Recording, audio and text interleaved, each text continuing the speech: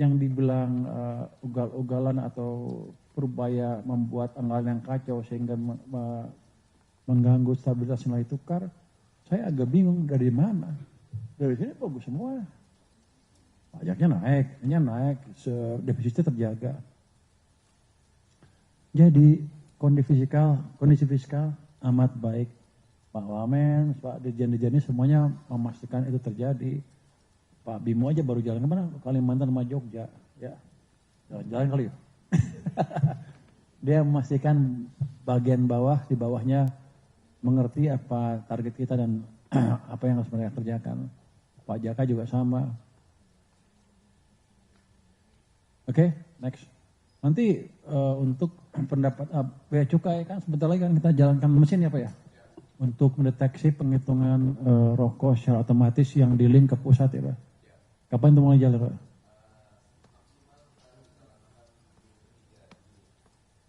Juni 3 Juni ya udah mulai jalan. Itu programnya kan nanti 6 bulan kepasang semua mesinnya ya Pak ya. Nanti penghitungan rokok di pabrik akan otomatis langsung masuk ke sini ke bea cukai sehingga tidak ada kebocoran lagi. Deteksinya cukup canggih, termasuk salah peruntukan, salah personifikasi itu bisa terdeteksi langsung dengan sistem yang baru. Nanti kalau begitu launching kita undang semuanya teman-teman media. Next, ini pendapatan negara udah saya bilang tadi yang tumbuh cukup signifikan. Yang ini PPH Badan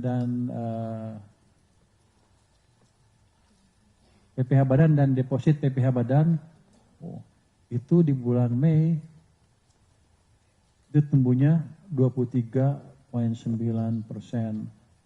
Padahal di bulan April hanya tumbuh 5,1%.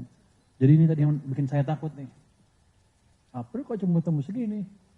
Padahal yang tumbuh kencang kan, lain tumbuh kencang.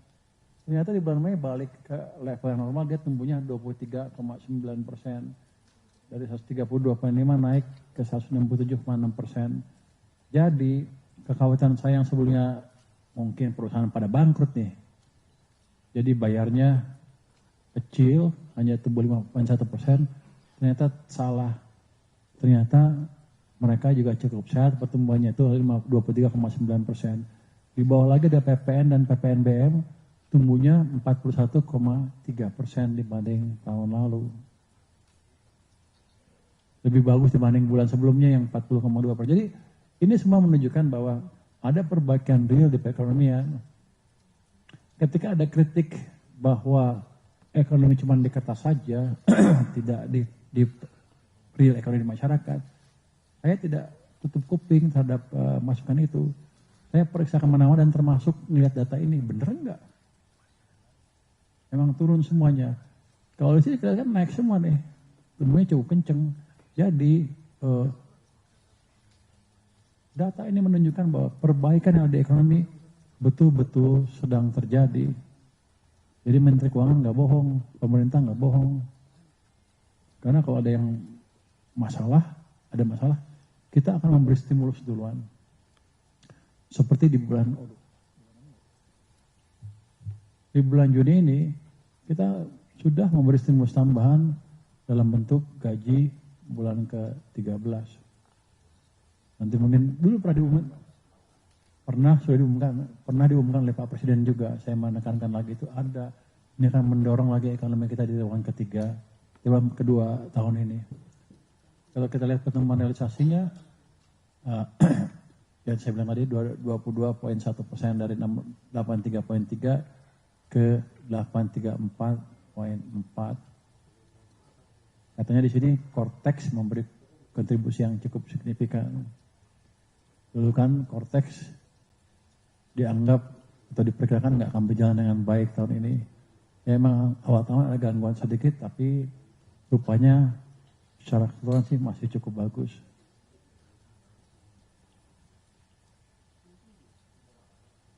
Lagi. Di PPN dan PPNBM sebagai pajak konsumsi meningkat tinggi dengan sejalan dengan konsumsi dalam negeri yang kuat dan daya beli yang terjaga. Itu menggambarkan itu kira-kira. Jadi angka ini nggak bohong. Ya seperti itu angkanya. Uangnya ada nggak? Jangan-jangan nggak ada duitnya. Pak Prima, betul duitnya masuk kayak gitu? Pajak. Uang lo ada berapa sekarang? Orang kaya dia.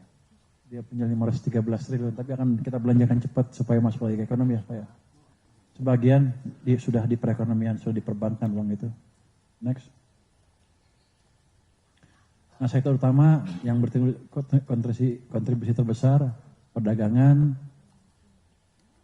itu pertumbuhnya 52,4%, pengolahan tumbuhnya 19,7%, pertambangan 28,2%, pengangkutan dan pergudangan dapat 16, konstruksi dan real estate 7,4, jasa perusahaan 16,3.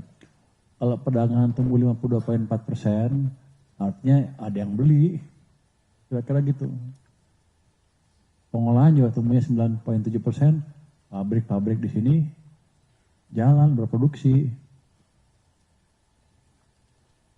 gitu ya. Oke, next. Pabean dan cukai makin baik. Kita lihat ya bulan Mei itu tadinya di bulan yang ini ya, kita lihat yang ini. Tadinya negatif pertumbuhannya. Tapi April sudah positif 0,6. Mei 0,7 positif, ke depan akan lebih positif lagi pertumbuhannya. Ini juga cukai tumbuh didorong peningkatan produksi hasil tembakau pada triwulan 1. Jadi naik Pak Jaka ya, produksi tembakau ya. Ada yang bilang sama saya turun, salah ya? Iya, itu yang itu agak bilang sama saya turun tuh, gara-gara kebijakan lu. Padahal kebijakan kita nggak naikin cukainya, harusnya naik ya. Biaya masuk masih terjaga pertumbuhannya didorong peningkatan biaya masuk dari impor bahan baku dan bahan penolong yang tumbuh 10,67%. Artinya apa? Bahan baku dan bahan penolong. Ini menunjukkan memang aktivitas manufacturing sedang meningkat di sini. Kalau enggak, ini enggak akan tumbuh. Jadi inline dengan angka PDB besar yang ekonomi sedang tumbuh. Jadi cara ini sebagian cara untuk mengecek apakah angka PDB-nya inline apa enggak. Ini menggambarkan emang ada peningkatan pertumbuhan yang signifikan. Jadi biaya keluar walaupun kontraksi masih mengalami perbaikan sejalan dengan penguatan harga CPO di bulan Maret sampai dengan Mei. Next.